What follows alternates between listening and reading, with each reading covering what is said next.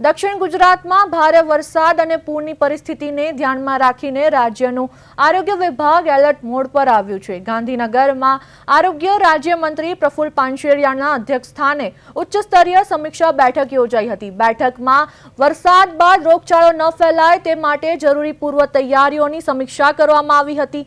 મંત્રીએ અધિકારીઓને chlorine tablets, જરૂરી દવાઓ અને જંતુનાશકનો પૂરતો જથ્થો ઉપલબ્ધ રાખવા સૂચના આપી હતી। સાથે જ તબીબો અને મેડિકલ સ્ટાફની રિઝર્વ ટીમો તૈયાર રાખવાના પણ નિર્દેશ આપવામાં આવ્યા હતા।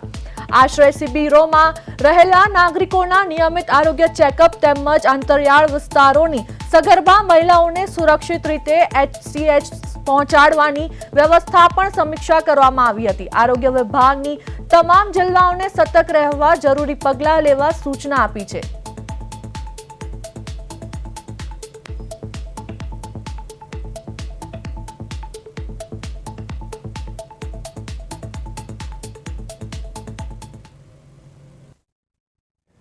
પાણીજન્ય રોગ ન થાય એટલે તુરંત જ પાણી ઉતર્યા પછી ક્લોરીનની ટેબ્લેટ્સનો જથ્થો, દવા છંટકાવ માટેનો જ્યાં વિસ્થાપિત યાની કે જ્યાં પાણી આવ્યું છે એ લોકોને શિફ્ટ કર્યા હોય ત્યાં પણ દવાની પૂરતી કાળજી, એમનું ચેકઅપ, એમને અન્ય રોગ ન થાય।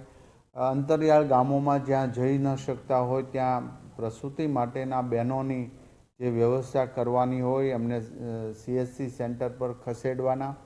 આ લિસ્ટ સાથેનું આખું પ્લાનિંગ સંપૂર્ણપણે હાલમાં વરસાદ પડી રહ્યો છે અને ખાસ કરીને અહીંયા હાટકેશ્વર 4 રસ્તા આગળ વરસાદના સમયની અંદર પાણી ભરાવાની સમસ્યા તેમજ ટ્રાફિકના પ્રશ્નો ઊભા થતા હોય છે।